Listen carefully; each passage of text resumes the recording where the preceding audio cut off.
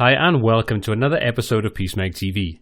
In today's video for Slider Revolution, I'm going to introduce you to how the plugin works, how to use it, and just get a good understanding of the basics so you can get up to speed quickly and start adding sliders to your website using this powerful, cost-effective way of creating animated sliders, video sliders, and so much more.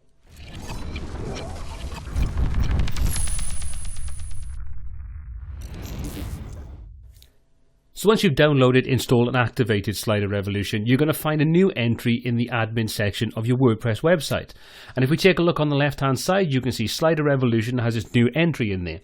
When we hover over that, you can see we've got three options available to us. We've got Slider Revolution, Navigation Editor and Add-ons. Now, depending upon the version of Slider Revolution you have installed will depend upon the functionality you have. So, for example, if you have Slider Revolution shipped with a commercial theme, then you're going to find that you have the full power of Slider Revolution, but you don't have the add-ons, you don't have the themes and so on that you can use to get a good start. So I'd highly recommend purchasing a full licensed version of this, because then you have access to everything there is available to you and you'll get automatic updates. So for the price alone, it just makes a peace of mind that you can have all of that functionality and updates whenever you need to. So what we're going to do now is we're going to go into Slider Revolution itself. We're going to leave the navigation editor and the add-ons. We're just going to take a look at Slider Revolution. So once we log into that, you're going to see that we have the screen broken down into various different sections. At the top, you can see we have any sliders we've already created, along with the ability to create a new slider, add sliders from templates, or we can import sliders. So part of this is you could easily export a slider from a different website, load it back into this, or you can get commercial versions and you can import those directly into this. Below that, we've got things like the plugin activation, check for updates and so on, all the things you're going to need to make sure you're up to date. So what we can do now is we can go in and we can edit any of the sliders I've previously created by simply selecting their entry, or we can come up to create a new slider. We can add a slider from the template, or like I say, we can import a slider. So let's take a look at the templates to start off with before we move on and start creating our own, because the templates are a really great starting point. And if you don't have the time to sit down and create something from scratch, these can get you up to speed with great looking sliders to cover lots and lots of different purposes very quick and easy. So let's just click on that, and that'll open up the browser that will allow us to go and look through all the different templates we have available. So you can see if we take a look at the top, we can filter these down. We can also update the library to make sure that we're viewing the most up-to-date list of templates that we have available to us. Or like I say, we can come in, we can see the free templates, so we can look in there, we can see all the options available. Or we've got premium templates. It'll also tell us whether this is installed. We can click to take a look at it, or we can click to add it to our collection. If we want to, we can filter these down even more so. We can go into packages, which have them grouped together into styles. For example, we've got a light content block package or a dark content block package. So you can easily use these as a starting point for the style of website that you're looking to create or you want to include them in. So if you've got a dark theme, then you can choose slider package that has dark themes available to you. We've also got then, we can break them down into slider, carousel, hero, etc. We can check ones that are not installed, social media or post based. So as we go through this tutorial, I'm going to show you the difference between things like the slider, a carousel slider, a hero slider and so on. And we have dedicated videos on this channel that'll take you through and show you how to build all of those different kinds of sliders in a lot more detail than this video is going to do, where I'll just brush upon them and give you an overview of what they are. So like I say, we could easily come into this and we could choose a free template. We can preview it by clicking on the magnifying glass. So we can take a look at what that looks like and see if it matches what we're looking for. So as you can see, we go in and it'll show us exactly what this is going to look like. So we can test it out, and you can see we've got a great looking video in there. We've got animation over the top of it. Lots of different cool things in there. So we can come in and we can close that down and we can take a look at a different one. So let's just audition that one and see what that looks like. So you can see completely different look again, but very, very cool looking sliders. Okay, so if we wanted to, and we want to install that, we can just simply click on the plus, and that will then download all the files for us, the images and so on, the entire layout of the slider, and we can then use that and we can swap out anything we want from there as a good starting point. But for this example, we're just going to come out to this, we're going to close this down, and we're going to take a look at adding a new slider. So if we just come up to the new slider option and click on there, you'll see that'll take us through now, and we can start going through and configuring what our slider has as its content source. We can give it a name, we can choose the style, we can go through there and configure lots and lots of different things before we even move on to creating the slider content themselves. So let's go over the content sources briefly, and we'll go through this step by step, and I'll show you what each of these different functions is for. So the content source allows us to choose where we want to get the information that we're going to use inside our slider. Now the default slider allows us to build everything up piece by piece ourselves, whereas the post-based slider on the specific posts, we can use the posts that we've created on our website or pages, and we can then specify what information we want to pull into that. We can use meta tags to pull in specific information so we can dynamically create our sliders. And again, I've got a video on that which I'll link in the description below. That'll take you through and show you exactly how to use that. The same with a specific post. We can go in and we can say exactly what post we want to use to create our slider, how we want to populate that, if we want to put images in there, where we pull the images from, and so on. Flickr, again, is another option that allows you to use a different content source, this time at the external Flickr service, so we can pull in images from our Flickr stream if you wanted to. The same goes for Instagram. We can pull images in from our Instagram account and have those display in our slider. So this is a great way of linking those kinds of accounts up to your website, so you can make sure that you've got information streaming across both of those different platforms. Next up, we have WooCommerce. So if you have WooCommerce installed and you're running an e-commerce shop on your website, then you can easily pull in different products or categories in from there, and you can highlight those using a slider. So you can use that on the home page, or you can use that on a category page, anything you want really. But you can pull that information in from WooCommerce. Next up, we've got the Twitter and Facebook streams. As their name would suggest, we can pull information in from a dedicated Twitter stream or a Facebook stream. Now, these are a little bit more complicated because you need to set up an API to allow us to connect our website to the external service that those different websites offer.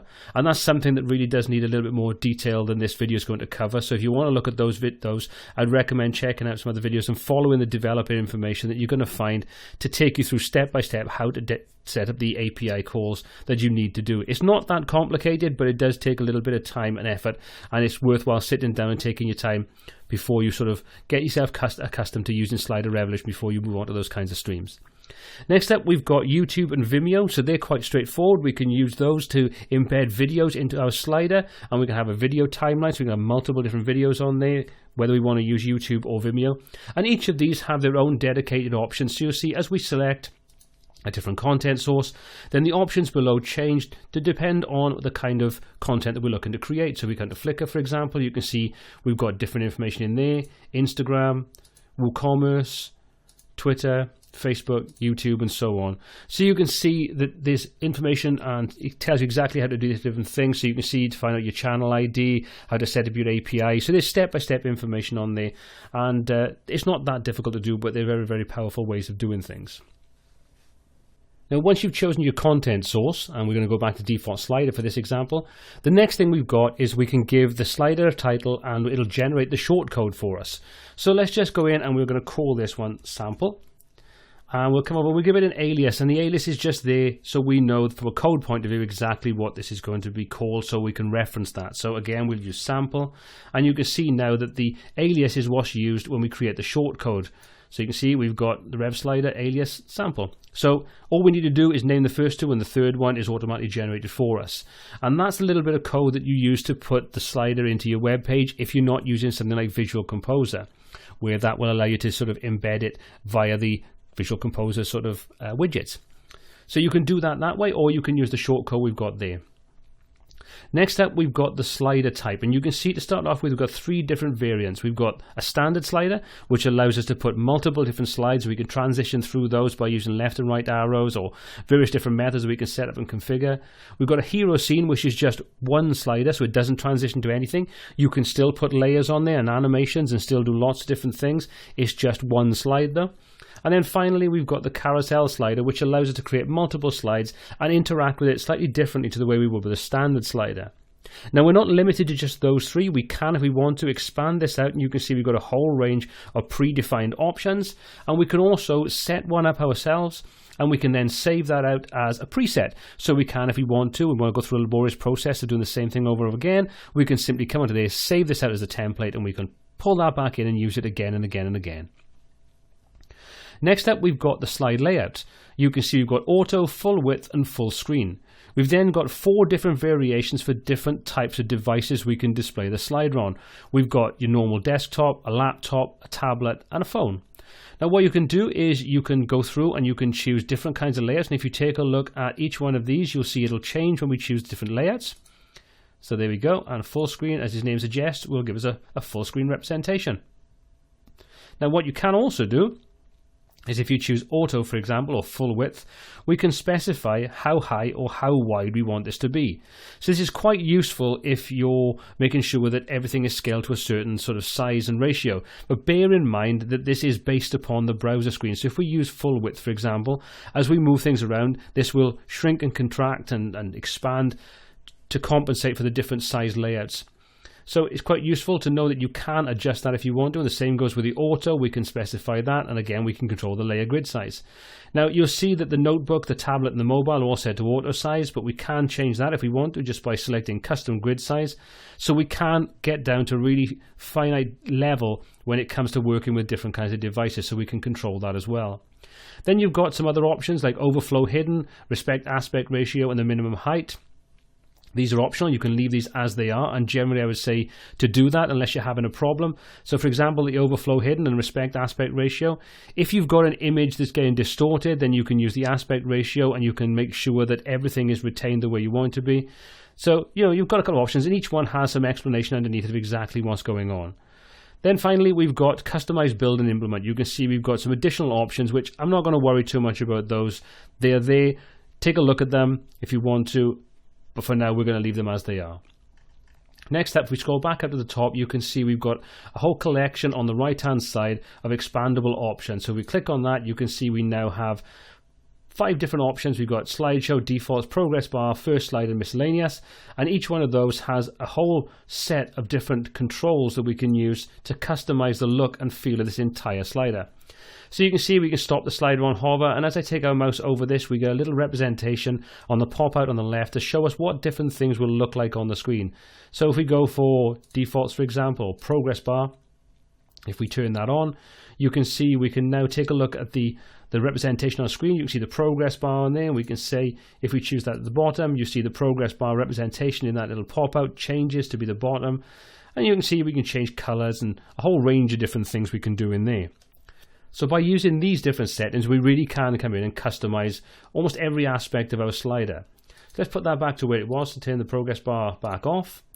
Come out to slideshow, and if we come into layout and navigation, also layout and visual, you can see we've got appearance, spinner, mobile, and position. And again, we can do things like we can put a shadow onto our slider, and we can choose from 6 different options, or we can turn that off and have no shadow on it. And again, you'll see that as we take our mouse over, you can see we get the little representation of what that shadow effect is going to look like, and we choose a different option. So we can go through, we can choose exactly what we want that to look like. We can apply a dotted overlay to the image, which is great if you want to have the text or whatever you put on top of it stand out on a busy image. And you've got 4 options to choose from there, 2x2 black or white, or a 3x3 black or white.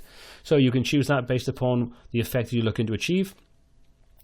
You've got a range of different options in here, and I would say we're not going to go into detail with these right now, but over the different course of videos that I've got on this channel, you'll see that we use different options on here. So I'd say either experiment with these and try out and see exactly what you end up with, what each one does, or take a look at the different videos that I've got in the playlist for Slider Evolution, and lots of these are covered in different videos. Okay, so let's leave that as it is now. We say we've got everything we want it to be. We've got the default source. We've named the slider. We say we want a standard slider, and we'll just choose the ordinary standard slider. We'll use it to auto, and that's fine. So all we need to do now is come up, and we've got 5 different buttons at the top. We can save our settings, we can edit the slides, we can preview the slider, we can delete it, or we can show all sliders, which will take us back to the all sliders tab. For now, let's just say save the settings. That will now tell us that it's gone through and saved it, and that takes us into the actual slide editor itself. So you can see this is broken down now into various different sections. To start off with, we've got static and global layers. Now these are items that are on their own dedicated layer, and every single slide that you create will have those applied on top. So you can use that if you want to do things like you want to specify you've got a button that goes somewhere, or you've got a specific layout that you want an item like a logo, for example, to be on every single slider. Instead of having to do that every single time, you can just use the static global layers, and that will be applied to every single slide in this slider. So next up, we've got the blank slide ready for us to start creating the content. And as you can see, we've got the slide with nothing in there, and we can come over and we can edit the name of the slide, we can duplicate it, add to templates, or delete it. So let's just leave it as it is for now, and then let's take a look at the options we've got below. So you can see the next section, we've got a whole range of different things we can do, and each one of these also has additional options depending upon what you select. So for example, if we choose main background image and select that, you'll see that opens up a range of different options. And something that's new in the latest version of Slider Revolution 5 is the object library. And the object library are predefined objects and graphics and photographs and so on that you can use on your sliders completely free of charge. So if you don't have access to a huge library of images, then I'm sure you can find something that's going to be appropriate using the object library. Alternatively, you can use the media library and load those in from something you've uploaded yourself to your WordPress media library. Once you've done that, you can see you have source setting, filters, parallax 3D, and Ken Burns effect. We've also got general settings, thumbnail, and so on. So we'll take a look at some of these in a moment. But for now, let's come back to this and let's just choose an image to use. So let's come over to the object library and take a look at that. And that's going to load that in and take a look at all of the objects we have available. So you can see at the moment, we're looking at all JPEGs. And if I scroll down, you can see we've got a range of great looking photographs that we can use as the basis for any of our slides. All we need to do is come over any image that we think is going to be appropriate, and then we can choose from the medium, the large, or the full size images. And you can see it tells us underneath what size each one of those is. We can favorite that if we want to. If we want to use it again, we can just simply click the star in the corner. That becomes a favorite image, and then we can filter that based upon favorites, where we've got the filter options at the top. Again, we can see the license information, and we can update the object library to make sure that we're dealing with the latest information. So you can see by clicking on that, it tells us we don't lose any unsaved information. We can cancel that or OK it and let it go through and do what it needs to do. So for now, let's just cancel that. And what I'm going to do is I'm going to choose this bridge clouds image, and I'm going to say I want the full size one. We'll click on that. That will go away. That'll load that image in, download a copy to our local system. So now we've got that in our library ready to start using. And there's the background image for our first slide. So if we come down now and we scroll down the page a little bit, you'll see this is where we do all of the animation and all the control we have on the slider itself. So there's our image already in place. We've got the bounding boxes at the side that's going to show us the area that we've got to work with. And this will size depending upon the dimensions that we've input when we created our slider back in the first step. So we can go back in and change that if we want to quite easily. Before we go on, let's take a look at some of these other options. So you can see we've got external URL, so we can pull an image in from an external location. If we click on that, that'll allow us to go and put the link where we want it to go. We can have transparent if we don't want to put any image in there. We just want to put the different layers on top of that. And this is great if you want to do things like embed a video in there. You can apply a solid color, and we can just choose the color we want from there. So we can just open that up and choose the color picker, choose a color, and you can see then in the window below it shows us exactly what that's going to look like. Finally, we've got YouTube video, Vimeo video, and a HTML5 video. So we choose either the YouTube or the Vimeo. You can see that allows us to quickly go in and either choose the ID or the link for the image itself, for the video itself, or we can use the media library or the object library to pull that information in from there. Finally, we've got the HTML5 video, and that allows us to choose from 3 different formats. And what we can do is we can have that saved on our local system, so it's part of our website, and then we can just choose that link from there. And we can also put a cover image in there. So I would recommend taking a sort of still from the video itself and use that as the cover image. Then when they click play, then that will be replaced by the video being played. So what we're going to do now is we're going to go back to main background image. We're going to go back onto that, and you can see it's remembered our choice from earlier, so we'll leave that as it is.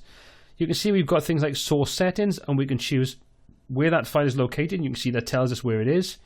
The image source size, so we can see we've got a range of different sizes we can choose from on there. We can put the alt tag in if we want to. We can customize that. We can use the file name, or we can pull it in from the media library. Same goes for the title.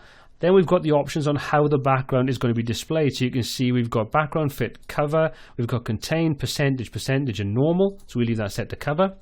The background position will then denote where on the image the center point is going to be.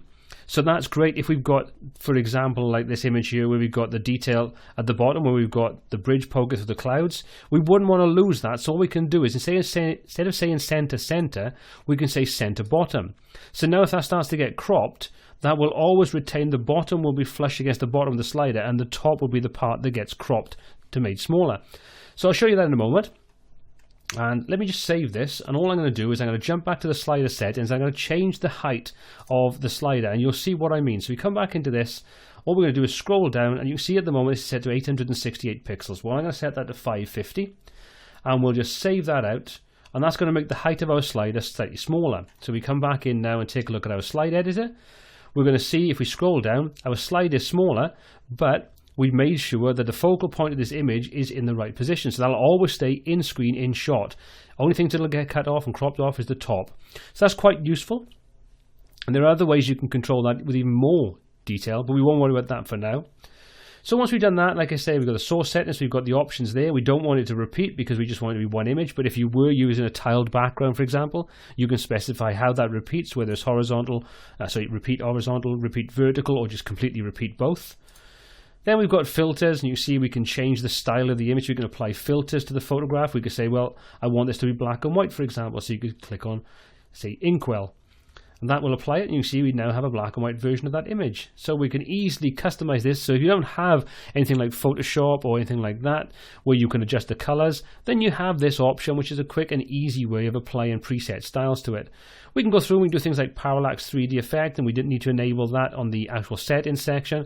And we could do things like applying Ken Burns effect, which allows us to zoom that picture and pan it and have quite a cool effect. I've got a dedicated video to that, and I'll link that in the description below as well. Next up, we've got things like the general settings, and you can see that goes in and we can fine-tune everything, how long this can be visible for, whether we want to hide the slide on mobile devices. You might say that we want to substitute one sort of slider for another, or one slide for another when we're on a mobile device or a full-size device. So you've got a range of different options we have available there. If we're dealing with navigation that has thumbnails, then we can choose how they are pulled in and the size and so on. The slide animation, this gives us a huge array of dealing with how each of the slides transition in and in between each example or each different slide. So you can build that up, you can have it random, you can then fine control it from all the different options we have available, and there are literally hundreds to choose from.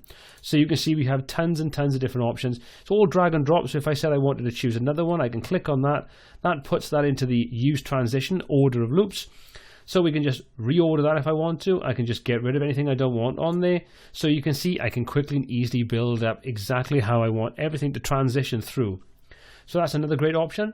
Then we've got the link in the SEO. So we can, if we want to, enable this slide to become a complete link. So for example, you may say that you want this slide to be clickable to go to a page that has more detail about a product, for example. Then all you need to do is enable this. And once you do that, you can see we've got a range of different options available that specify how that link is dealt with. So for now, we're just going to uncheck that. Then we've got slide info, and you can see we've got a whole range of parameters, and this is where we can really get in and fine tune and control lots of different things that this slider can do. And it's beyond the scope of this particular tutorial, but we've covered that in another video, and we'll look at that in a little more detail further on down the line. Then we've got the nav overwrite, and you can see we can control the navigation on this one. So we can say we want bullets, or we want tabs, or thumbnails, and we can control that. So instead of it being a global effect, we can control this on a slide-by-slide basis as well. So we can override the normal navigation elements we may have set up with the slider settings we looked at earlier. And then finally, we've got add-ons. As I said, if you've got the full commercial version of Slider Revolution, not one that's shipped with part of a theme, then you have the option to get the add-ons. And you can see I've got the backups add-on in this, and we can have whiteboard, and there's a range of different options available. And we're not going to cover those, but they are under this section. And once you enable those, you can then go in and configure the settings for that particular add-on that you've got. So that's the first couple of sections. Let's move on now and take a look at what makes Slider Revolution so powerful, where we can start to create our sliders and animation and interactivity and a whole range of other things that we can do with this fantastic software. So this next section really does give us a lot of power over how we can create our sliders. So we're going to take a look at this block in a moment, but I want to come down to the main area, which is where we can preview exactly what the slide is going to look like, and we can build up the different elements. And also at the bottom, you can see we've got the timeline that allows us to control the animation timing and where everything shows up in the entire project. So let's start off by taking a look at these two buttons. You can see we've got the object library and we've got the add layer. The object library will open up the same kind of libraries we had earlier with a lot more options available to us. So you can see we've got photographs and things in here. We've also got images on a clear background. We've then got SVG files. We've also got PNG files. We've got icon files. We can sub-filter that down into various different options. So you can say we'll have editor, for example, or we'll have file. And you can see we've got all these icons that we can use freely on our sliders. So this is a great starting point. So for example, you may be talking about downloading a file from the cloud. Well, we've got an icon that we can use on there and have that evident and showing up on the slider itself. And we can scale that and change the color of it and do a whole range of different things to make sure that it fits in with the theme that we're using.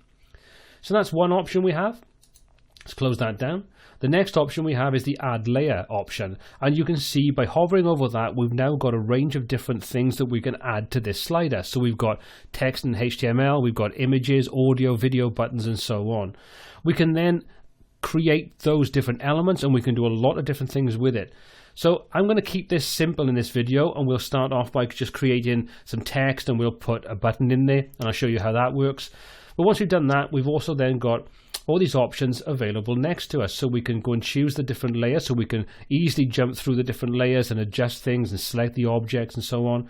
We've then got the trash can, so we can delete that from there, we can copy it, we can preview it, we can turn it on and off so we can see it or we can hide it, and then finally we can lock that layer so we can't accidentally delete it or move it or do anything we don't want.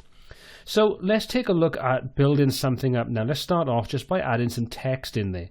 So we'll click on text. You'll see that'll bring up this box that allows us to now type in some information.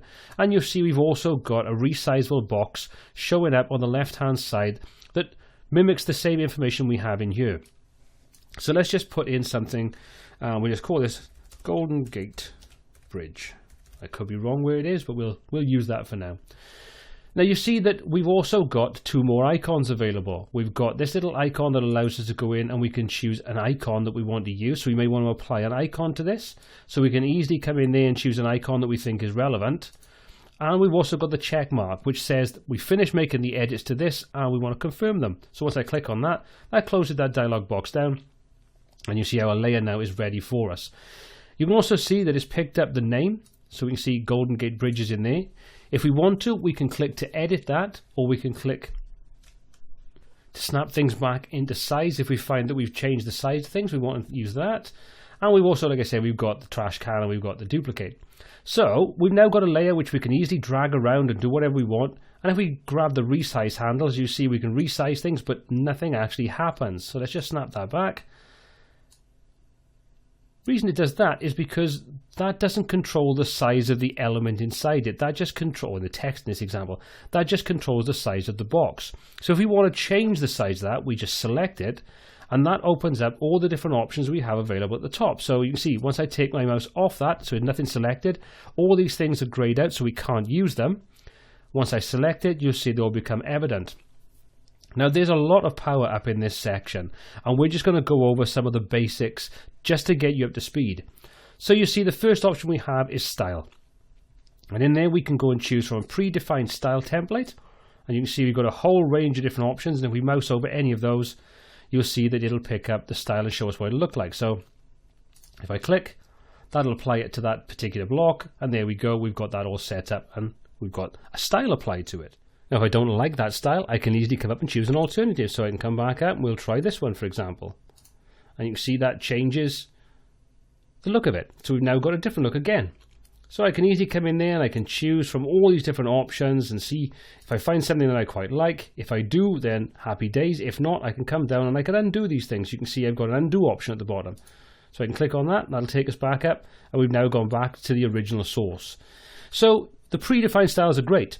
But if we want to get creative, we can do this ourselves. So you can see to start off with, we've got the font family. And if we click on there, we've got a whole range of different families we can put up on there. And I can also start typing things in. So if I just type in railway, for example, you can see that filters it out and finds the font that I want. That'll load it in if it's not already been created. And now we can go through and we can start editing the size and the alignment and the weight and the color and so on. So let's come up to this and let's just go and choose a font size, and we'll say we're going to call this one, well, let's go for 60. So we're going to go for 60 pixels on that. And then for the line height, we're going to set that a little bit higher. We're going to go for 66 on there just to give us a bit of breathing room. So you can see we've now got that, and you can see this box doesn't really equate to the size of the text itself, so we'll just expand that out a little bit. We can now change the font weight if we want to and choose from any of the font weights that ship with this particular font. We can change the color if we want to, so we can say, well, let's have this to be a lighter gray. And you can see we can now position that wherever we want. If we want to get it in the center, we can easily use the alignment buttons. So that's perfectly in the center now based upon the size of the box. Just resize that ever so slightly so we make sure we've got everything aligned tidy. So you can see we've also got the X and Y position, and we've also got the width and the height of this box. So we can click in there and we've got a whole range of options available to us there. So we can say, let's set that to auto, and let's do the same thing for the next one. We'll set that to auto, and you see the box now automatically sizes depending upon the content that's in there. We can also use this option then to insert line breaks. So if we're dealing with a block of text as opposed to, in this example, a heading, we can control exactly whether the text will automatically wrap to the next line based upon the size of the box that we're working with, or whether it ignores that and just carries on as one long line and we have to manually put breaks in there. So you can see, like I say, we've got a huge amount of control, but that's not it. That's just the basics. If we click on this arrow to open up the advanced styles, we now have a huge amount of choices to work with. So you can see we've now got font, background, spaces, border, transform, and a whole range more. So let's go to the background section and let's put a background color on this. So let's just say we want the background and we want to set that to, we'll go for black. Once we've done that, we want to see a little bit of the actual underlying picture itself. So let's set a transparency level and we'll put 0.8 in there. So anything from 0.1 to 1.0 is fine. And you can see now if I move that down a little bit, we can start to see through there. So we've now got a nice level of transparency applied to that. We've got blend modes we can work with if we want to. And you can see we can go through and we can choose any of the blend modes. And that will allow us to choose different kind of ways that this interacts with the image itself. Now it's not doing a lot on this because it's black and white on black. So there's no real color going on there. So put that back to normal. You can then come in, you've got a whole range of other options. We can bin that off if we want to. There's a whole ton of things we can do on there. Come to spaces, and now we can control, add in a little bit of space, a bit of breathing room around the edges, because at the moment we're pretty flush against the left and right hand side. So if we click this first one, we can apply some padding. So let's just apply 20 pixels of padding all the way around. And then next option we have is a margin. So if we want to apply margins, we can apply that. It's not going to have a huge amount of effect on this example, but when you start working with more complex layouts and you start nesting things, that can really get quite useful to make sure you give yourself breathing room on the different elements. We can also control the text alignment, so we can just click on there and we can say we want to inherit it, or we want to use it center, for example. That will center the text on the box. So we've got easy ways of controlling everything on there. And like I said, we can apply a border to this if we wanted to. So let's just come in and say we'll apply a 1 pixel border. Do we want to put curves on that? So we can put curves on some of the corners. And you see we now end up with curved corners. Let's make that a little bit more evident. So let's just say, let's go for 10 on there so you can see what I'm talking about. So now on the left hand side you can see we've got curves but nothing on the right hand side, so you can get a little bit creative with this if you want to. So let's just put 10 on each one of those. So you've now got curves on those corners. We've got, let's go for solid stroke outline, and let's just change that to red or something so you can see it. So you can see now we've got our stroke semi-transparent with space around it with the font that we wanted. So we've now created a layer, we've styled it, and we've got in there and created quite a lot of different options. These are pretty self-explanatory, so I would say get in there, experiment with them, see exactly what they do. But now we've put that in there, let's take a look at how we can animate that onto the screen. Okay, so we've created our first element, but it's doing nothing. At the moment it's just sitting there, quite simple, on screen. Well, let's position that somewhere a little bit better so we can allow us to see the picture itself. Let's make sure that's centered. And now let's go through and animate that. Let's do something with it. If we come down to our timeline at the bottom, you can see we've now got two different sections. The top is the background, and that's locked in place. The next one is the actual element we've put on there. And you can see Golden Gate Bridge tells us this text. We've got 300 at the beginning and 300 at the end, and we've got this red bar. Now the 300 is the length of time that any transition is going to take effect. So we can easily drag that over and make the transitions longer.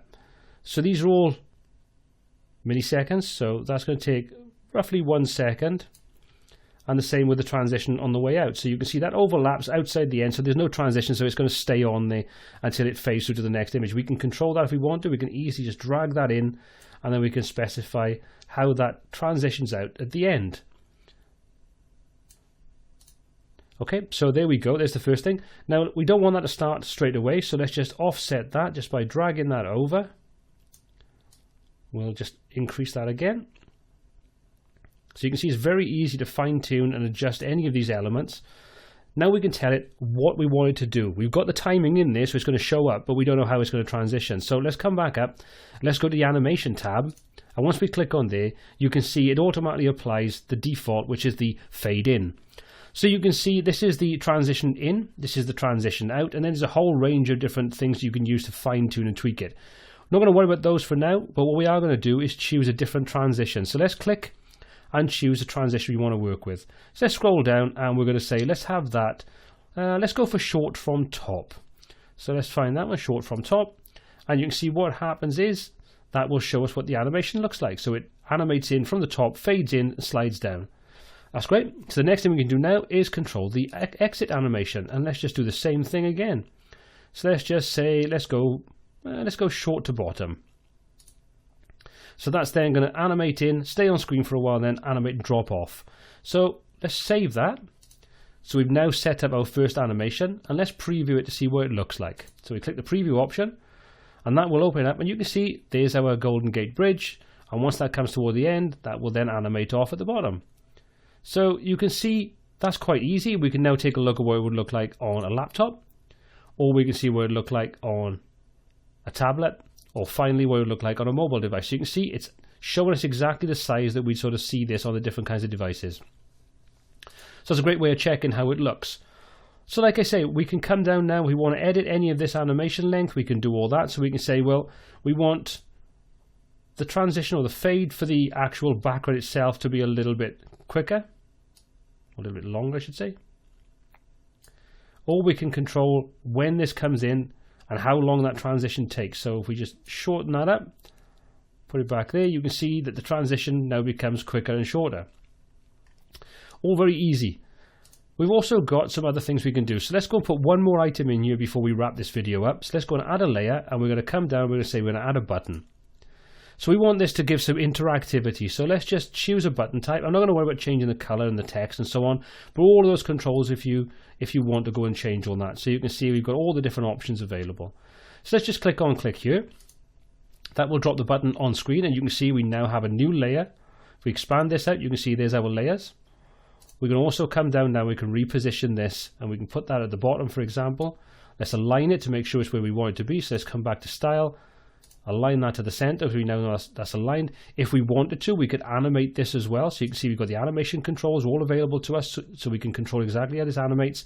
Same goes for the timeline. So let's just set that so it's offset slightly, so that animates in just a little bit before, a little bit after the top Golden Gate Bridge section, and it'll fade out just a little bit before. So now we've added the button in there, we can now add some interactivity to it. So with the button selected, if we come back up to this section, we can see we've got actions. So we click on actions. That allows us to now build up what the action or the interaction we want with that particular element is. So we click on the plus, and we've now got three options available. We've got click, mouse enter, and mouse leave, and then what happens when that event actually takes place. So we expand that, you can see we've got a whole range of different options available in there. So you really can dig in and get quite creative with this. But let's keep this simple. We're going to say when the mouse clicks on this item, we want it to just jump to a link. We want a simple link on there.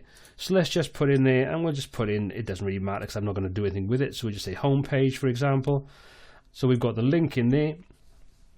We've then got the link target, the same window or a new window. So if you've got an external site, it might be useful that you actually set this up to go and open up a new tab or new window.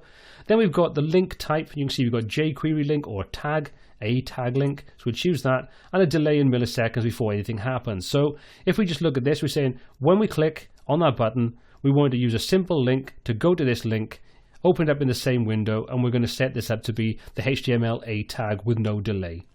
So let's just save that.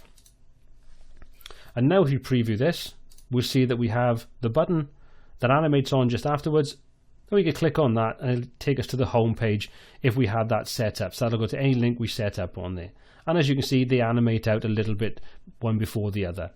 So that really is the introduction that I want to go through to show you how you can use Slider Revolution 5. Now this is only scratching the surface of what this powerful software can do, and I've got lots of videos on the channel that'll take you through and show you different styles, different techniques in a lot more detail than this one does. But if you're new to Slider Revolution, then this should get you up to speed so you can start creating slides quickly and easily. Well, I hope you found this video useful. If you did, please hit that subscribe button and give it a thumbs up. If you have any comments, questions, or feedback on this video or anything else we cover on the channel, please pop those in the comments section below. And until next time, take care.